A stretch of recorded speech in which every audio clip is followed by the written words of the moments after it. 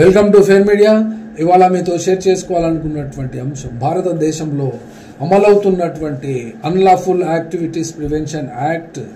ఈ యొక్క యాక్ట్ క్రింద అరెస్ట్ అయినటువంటి వాళ్ళు మరియు చిన్న చిన్న నేరాలతో దేశవ్యాప్తంగా ఉన్నటువంటి జైళ్లలో మగ్గుతున్నటువంటి వాళ్ళు మరియు వాళ్లకు అడ్వకేట్స్ లేక బ్రతుకుతున్నటువంటి వాళ్ళు, అసలు వాళ్ళ యొక్క కుటుంబాలకు డబ్బులు లేక అడ్వకేట్లకు ఫీజులు చెల్లించలేక కోర్టు చుట్టూ తిరగలేక బెయిల్ బాధలు పడలేక ఉన్నటువంటి వాళ్ళందరూ కూడా ఒక రకంగా అనాసక్తత ఆ యొక్క జైల్లో ఉన్నటువంటి ఖైదీలకైతే ఉంటుంది. కానీ కొన్ని చోట్ల కొంతమంది నేషనల్ లెవెల్లో ఫేమస్ అయినటువంటి వాళ్ళు ప్రభుత్వానికి వ్యతిరేకంగా తమ గొంతు విప్పినందుకు, వాళ్ళ అభిప్రాయాలను మాత్రమే చెప్పినందుకు, ప్రజల్లోకి ప్రచారము చేసినందుకు వాళ్లను ఈ యొక్క ఉప కేసులో పెట్టడం అంటూ జరిగింది కూడా.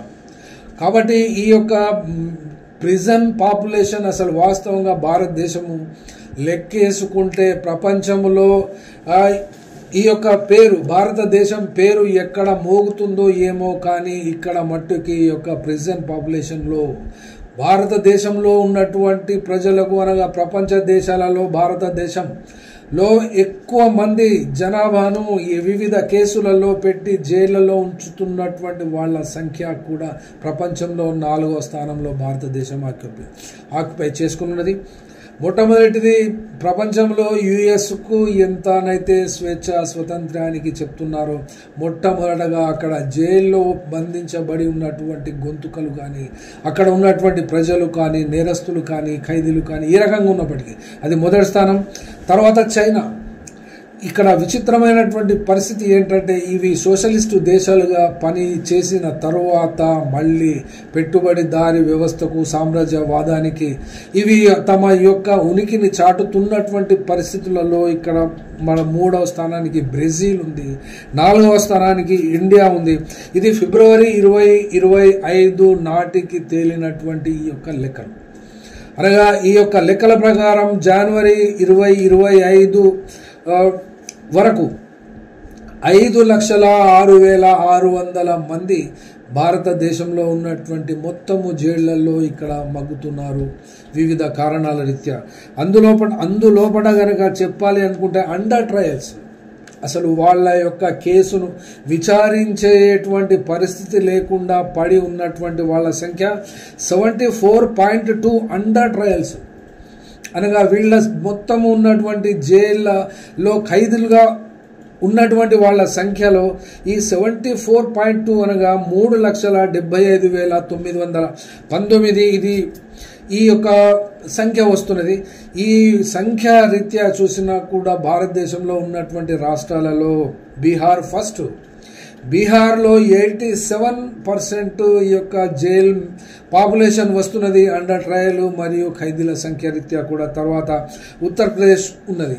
ఇక్కడ విచిత్రంగాను మరియు కోరుకున్న పద్ధతుల ప్రకారంగానే బీజేపీ మరియు జేడీయూ పరిపాలిస్తున్నటువంటి బీహార్ రాష్ట్రమే కానీ, ఉత్తరప్రదేశే కానీ ఇవి హైయెస్ట్ లెవెల్లో ఉన్నాయి. తర్వాత దాద్రా నగర్ హవేలీ కేంద్ర పాలిత ప్రాంతంలో 100% అండర్ ట్రయల్స్ ఇక్కడ. అట్లాగే తర్వాత జమ్మూ అండ్ కాశ్మీర్.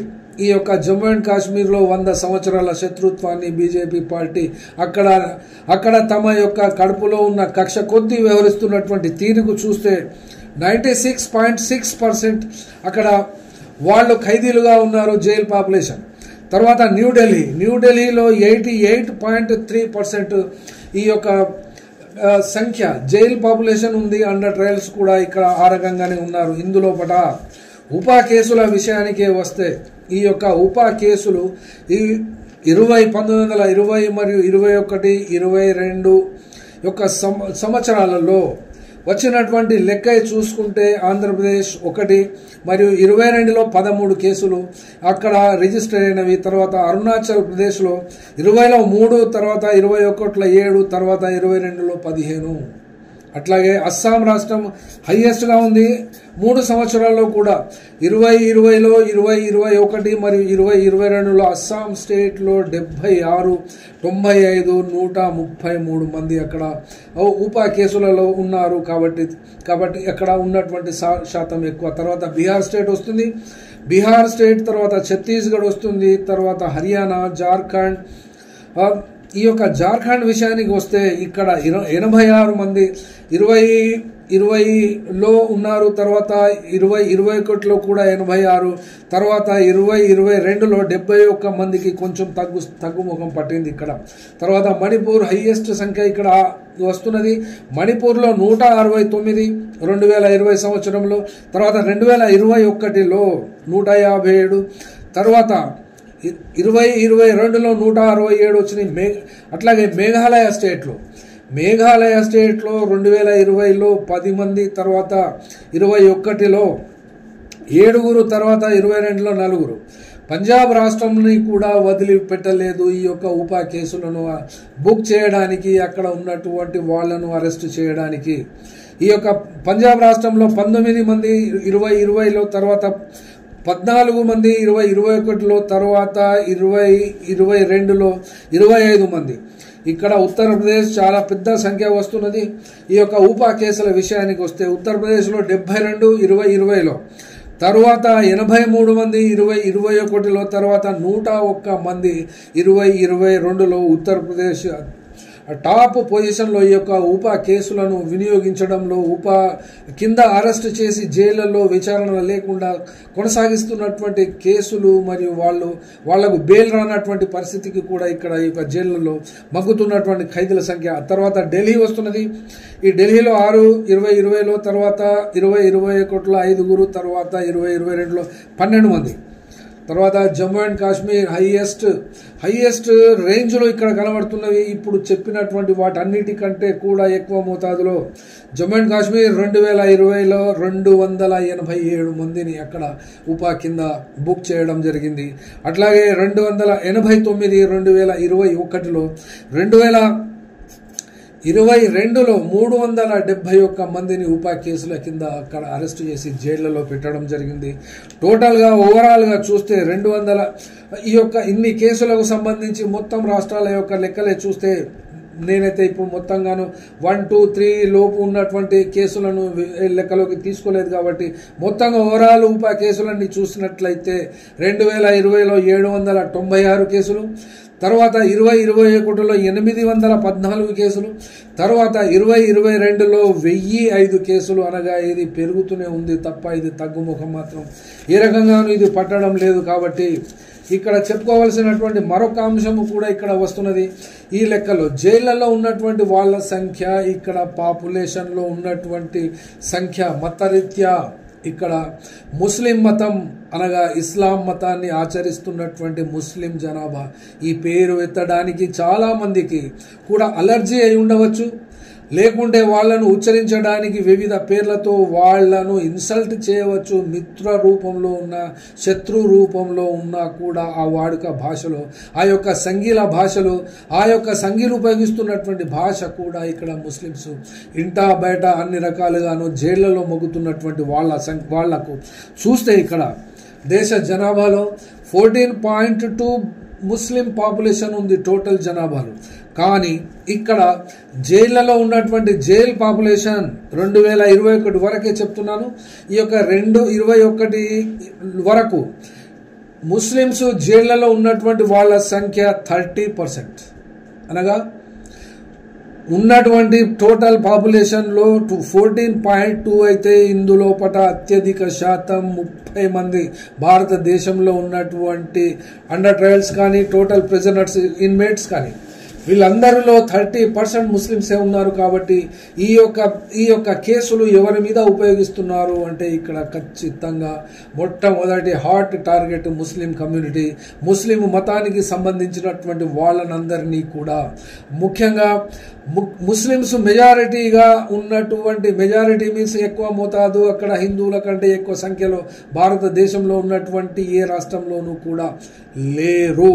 కానీ ఉన్నటువంటి పరిస్థితులలోనే సంఖ్యారీత్యా ఎక్కువగా ఉన్నటువంటి అస్సాం కానీ, ఉత్తరప్రదేశ్ కానీ, జమ్మూ అండ్ కాశ్మీర్ కానీ, కేరళ కానీ, అట్లాగే చిన్న చిన్న విషయాలకే వస్తే బీజేపీ పాలిత ప్రాంతాలని ఖచ్చితంగా చెప్పాలి.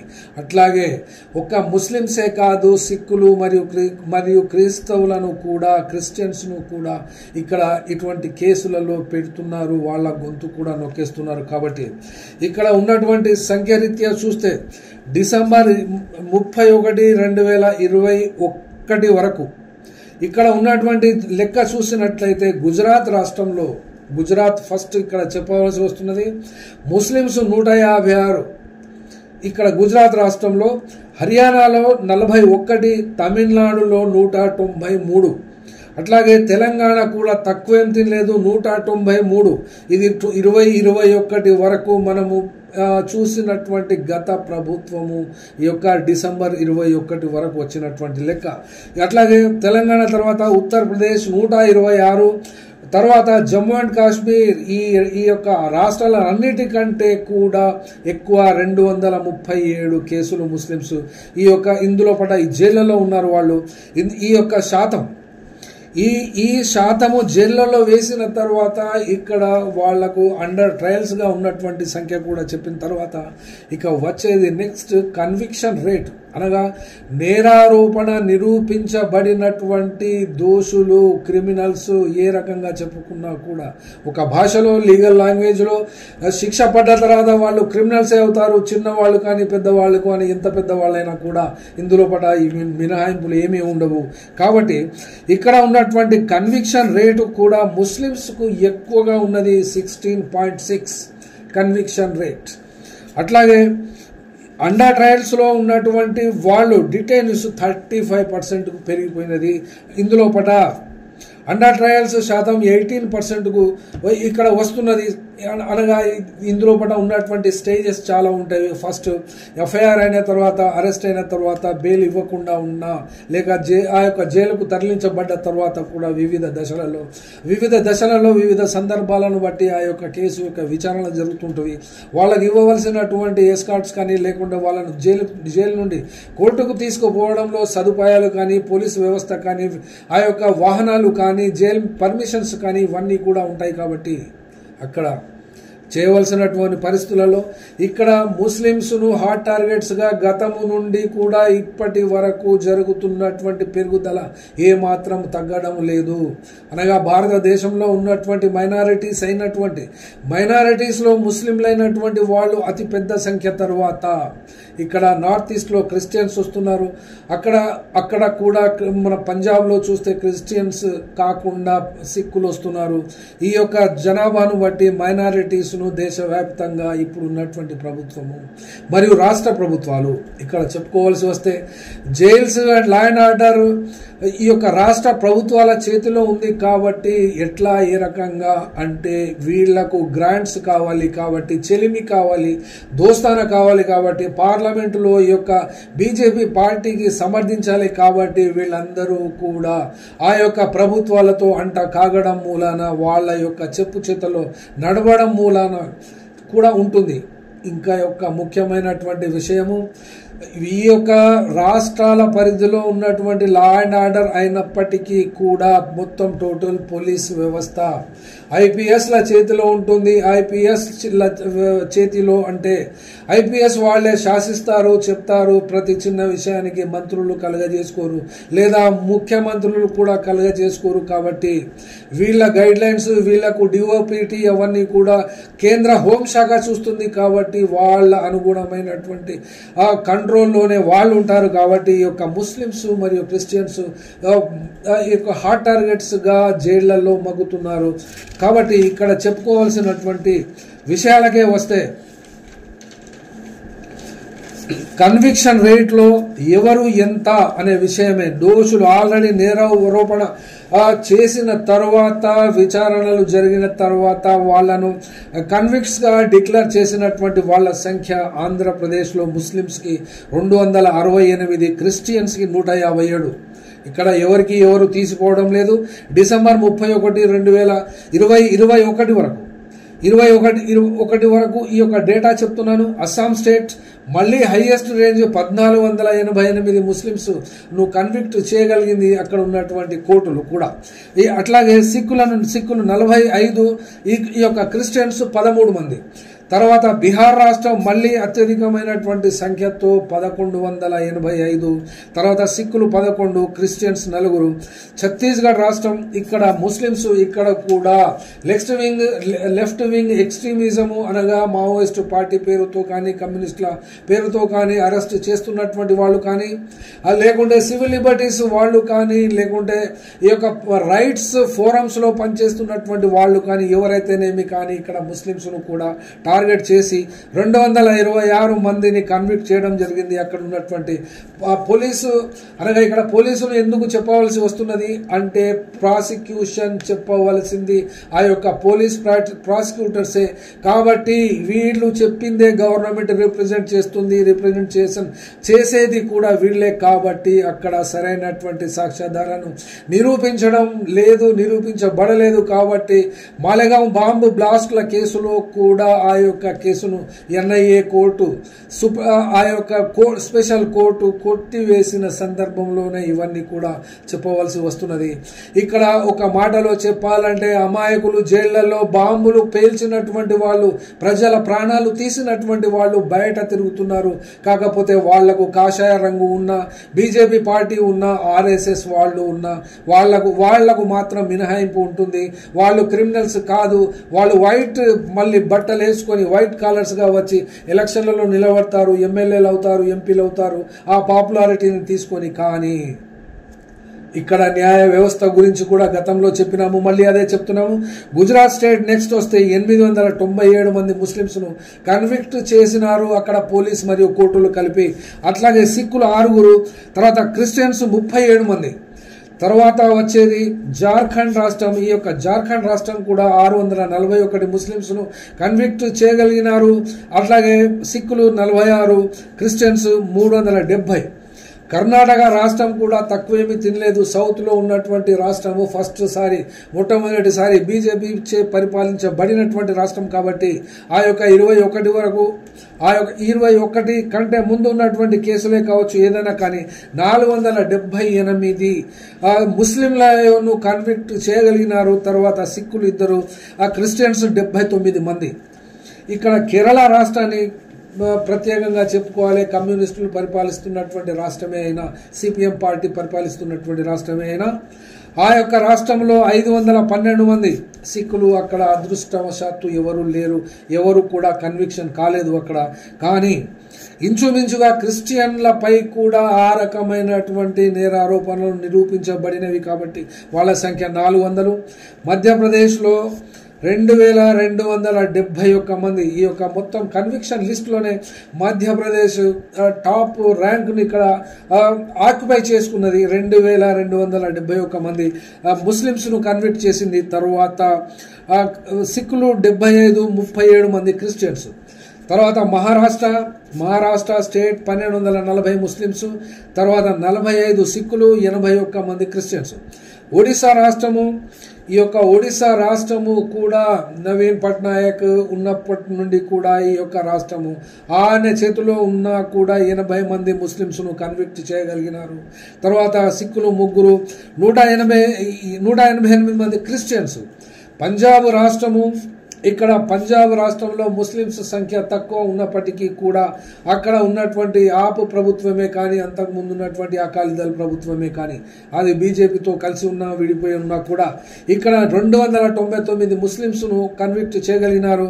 ఇక్కడ హైయెస్ట్ రేంజ్ లో 4140 మంది సిక్కులను ఆ యొక్క సిక్కు పరిపాలించినా కూడా మినహాయింపు ఏమీ ఇవ్వకుండా సిక్కులను లోపల వేసి కన్విక్ట్ చేయగలిగినారు. అట్లాగే క్రిస్టియన్స్ కూడా 225 మంది. రాజస్థాన్లో 751 ముస్లింస్, అట్లాగే సిక్కులు 160, తర్వాత క్రిస్టియన్స్ 21. సిక్కిం రాష్ట్రం ఎక్కడో కొసగు నార్త్ ఈస్ట్ వైపున ఉంటుంది కానీ అక్కడ క్రిస్టియన్స్ మీద కూడా ఈ యొక్క కన్విక్షన్ రేటు తక్కువ 24 మందిని అక్కడ కన్విక్ట్ చేసి వాళ్ళను నేరస్తులుగా ప్రకటించారు. అట్లాగే తమిళనాడులో కూడా స్టాలిన్ ప్రభుత్వమే అయినప్పటికీ 495 మంది ముస్లిమ్స్ కన్విక్ట్ అయ్యారు. సిక్కులు ఎవరు లేరు. అట్లాగే 588 మంది క్రిస్టియన్స్ అక్కడ కన్విక్ట్ అయ్యారు. తెలంగాణ రాష్ట్రం కూడా గత ప్రభుత్వం ఉన్నటువంటి టీఆర్ఎస్ ప్రభుత్వమే అయినా కూడా 461 మంది ముస్లిమ్స్, తర్వాత 22 మంది సిక్కులు, 138 మంది క్రిస్టియన్స్ను కన్విక్ట్ చేయగలిగినారు. ఇక్కడ ప్రభుత్వం పేరు చెప్పడము అంటే వాళ్ళ గురించి చెప్పడం అనేది కాదు. అక్కడ ప్రభుత్వము, పోలీసులు మరియు న్యాయస్థానాలు ఇవన్నీ కలిసి కూడా ఇక్కడ ఉన్నటువంటి ప్రాంతాలలో పరిపాలిస్తున్నవి కాబట్టి ఆ యొక్క పరిపాలన పద్ధతులు ఏ రకంగా ఉన్నవి అని చూపెట్టడానికి అవి ఒక ఇండికేటర్స్గా మట్టుకి దేశవ్యాప్తంగా, ప్రపంచవ్యాప్తంగా కూడా ఇవి కనబడతవి, చూస్తారు కాబట్టి చెప్పవలసి వస్తున్నది. అట్లాగే సిక్కింలో ముస్లిమ్స్ను ఎక్కడ లేదు. తర్వాత సిక్కులు లేరు. అట్లా క్రిస్టియన్స్ ఉన్నారు, ఆల్రెడీ చెప్పినట్టు. తమిళనాడు అయిపోయింది, తెలంగాణ అయిపోయింది. త్రిపుర రాష్ట్రంలో ముస్లిమ్స్ 60 మంది, తర్వాత సిక్కులు 2, 33 మంది క్రిస్టియన్స్. తర్వాత ఉత్తరప్రదేశ్ చాలా హైయెస్ట్ ఉత్తరప్రదేశ్లో ముస్లిమ్స్ను కన్విక్ట్ చేయగలిగినారు 5453. ఇందులో పట సిక్కులు 108, తర్వాత క్రిస్టియన్స్ 17 మంది. ఉత్తరాఖండ్లో 489 మంది, తర్వాత 143, తర్వాత క్రిస్టియన్స్ 6. వెస్ట్ బెంగాల్ 935 మమతా బెనర్జీ ప్రభుత్వం పనిచేసినా కూడా అక్కడ ఏమాత్రం మినహాయింపు లేదు ముస్లిమ్స్ విషయానికి వస్తే. అనగా ముస్లిమ్స్ ఏ పార్టీ కూడా ముస్లిమ్స్ అంటే, మైనారిటీస్ అంటే కూడా వాళ్లను సానుభూతితో చూడడం కానీ, లేకుంటే వాళ్ళ పట్ల నిర్దయగా వ్యవహరించడం కానీ, దయతో వ్యవహరించడం కానీ ఏమాత్రం లేకుండా ఖచ్చితంగా టార్గెట్ చేసి క్రిస్టియన్స్ మీద, సిక్కుల మీద మరియు మైనారిటీల మీద, క్రిస్టియన్స్ మీద ఇవన్నీ కూడా కేసులు నమోదు చేసి కన్విక్ట్ చేసేదాకా వదలడం లేదు. మరి ఈ లెక్క ప్రకారమే చెప్పాలి అనుకుంటే, మరి మాలేగాం కేసులో ప్రజ్ఞాసింగ్ ఠాకూర్ మరియు కల్నల్ పురోహిత్తో పాటు అంతమంది ప్రాణాలు తీసినటువంటి వాళ్ళ గురించి పట్టించుకోనకుండా ఇక్కడ ఉన్నటువంటి వ్యవహరించినటువంటి ఎన్ఐఏ ఏమి చేస్తున్నట్టు లెక్క. అట్లాగే ఆ యొక్క ప్రత్యేక కోర్టు ఈ కేసును కొట్టివేసింది కాబట్టి ఆ పై కోర్టులకు అప్పీలు ప్రభుత్వము ఖచ్చితంగా చేయవలసిందే. ఖచ్చితంగా చేయకుండా ఉండాలి అని అనుకుంటే మట్టుకి ప్రభుత్వము మళ్ళొకసారి తన యొక్క నిజ స్వరూపమైన హిందూయిస్ట్ ఎజెండా, హిందుత్వ ఎజెండాను అమలు చేస్తూ ఇక్కడ దేశంలో మైనారిటీలుగా ఉన్నటువంటి ముస్లిమ్స్, సిక్కులు మరియు క్రిస్టియన్ల మీద దమనకాండను కొనసాగిస్తూ వాళ్ళ జీవితాలతో ఆడుకుంటూ వాళ్ళను కన్విక్ట్ చేస్తుంది. కాబట్టి ఈ యొక్క సమస్యగానే కాకుండా దేశంలో తమ యొక్క ప్రభుత్వము మైనారిటీలను ఏ రకంగా చూస్తుంది, ఏ రకంగా ట్రీట్ చేస్తుంది అనబడేటువంటి విషయంతో కూడా ఒక ఇండికేటర్గా భారత ప్రభుత్వము ఖచ్చితంగానే విఫలమైందని తెలియజేస్తూనే ఉన్నాము. అట్లాగే ఇక్కడ చెప్పుకోవలసినటువంటి అంశము కూడా ఒకటి ఉంది. భారతదేశంలో ఉండవలసినటువంటి జైళ్లు, అందులో కూడా ఉండవలసినటువంటి పాపులేషన్ కంటే 25% వరకు ఎక్కువ అందులో పట కుక్కి ఉంచుతున్నారు. ఆ యొక్క జైల్లో ఉండవలసినటువంటి కెపాసిటీ కంటే ఎక్కువ మందిని కుక్కి ఉంచుతున్నారు. కాబట్టి ఆ యొక్క జైలులో ఉంచినటువంటి వాళ్లను సరైనటువంటి సదుపాయాలు కల్పించకుండా ఉంటే ఆ యొక్క వాళ్ళ యొక్క జీవించే హక్కును కూడా హరించి వేసేనట్టుగానే భావించవలసి వస్తున్నది. ప్రజలందరూ కూడా భావిస్తూనే ఉన్నారు. కానీ ఈ యొక్క వయలేషన్స్ మీద జైళ్లలో మగ్గుతున్నటువంటి ఉపా కేసుల నుండి మినహాయింపు చేసుకోవడానికి కానీ, ఈ యొక్క ఉపా కేసుల మీద సుప్రీం కోర్టును నివేదించడము కానీ, ఇన్ని వేల మంది ఉపా కేసులో ఉన్నటువంటి వాళ్లను విడిపించడానికి కానీ, ఇప్పుడు ఉన్నటువంటి పరిస్థితులలో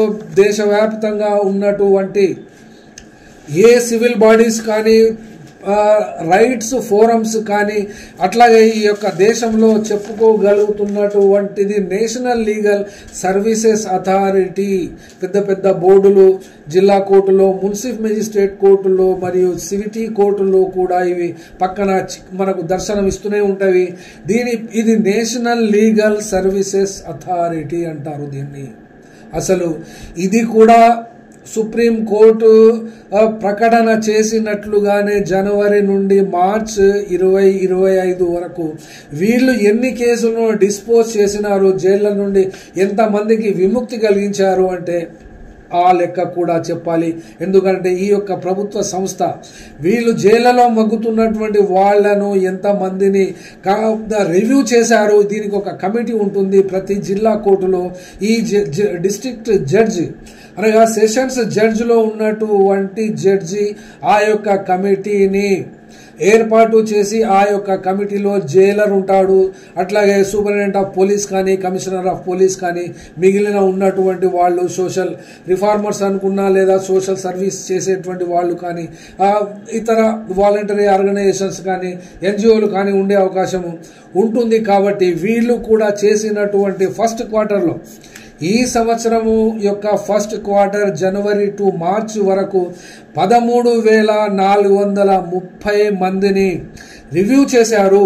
అనగా 13,430 కేసులను పరిశీలించారు, రివ్యూ చేశారు. రివ్యూ చేసి అందులోపట 5,225 మందిని రిలీజ్ చేయడం జరిగినది. అనగా ప్రభుత్వము తలుచుకుంటే ఏక మొత్తంలో ఎంత పెద్ద సంఖ్యనైనా కూడా వదిలిపెట్టే అవకాశం ఉంటుంది. కాబట్టి చిన్నవాళ్ళు ఎవరు చేసినా కూడా అడ్వకేట్లు లక్షల ఫీజులు తీసుకుంటారు.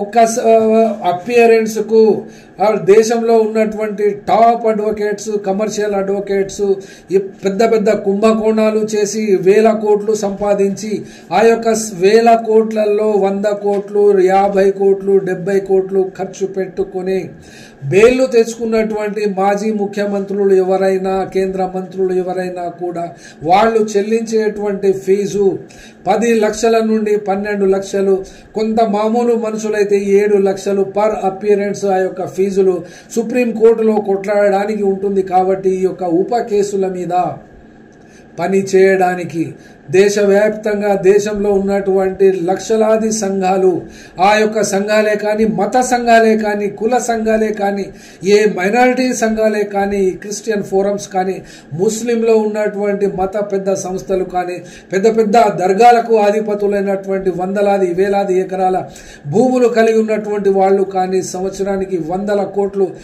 సంపాదిస్తున్నటువంటి ఉలెమాలు కానీ ఎవరైనా కూడా ఇంతవరకు ఈ యొక్క ఉప కేసులను అనగా అన్లాఫుల్ యాక్టివిటీస్ ప్రివెన్షన్ యాక్ట్లో నిర్బంధించబడినటువంటి 1000 మందిని విడిపించడానికి ఎవరు ముందుకు రానటువంటి స్థితికి కారణమైనటువంటి ఈ యొక్క విలువ గల ప్రీషియస్ అండ్ కాస్ట్లీ అడ్వకేట్స్ను హైర్ చేయడం కావడం లేదు. కాబట్టి ఎవరు ముందుకు రావడం లేదు. కాబట్టి ఈ యొక్క ఉప కేసుల నుండి కేసులో అరెస్టు చేయబడినటువంటి వాళ్ళనందరినీ కూడా ప్రభుత్వము ఖచ్చితంగా విడుదల చేయాలని చెప్పి ఆశిస్తున్నాము. Thank you.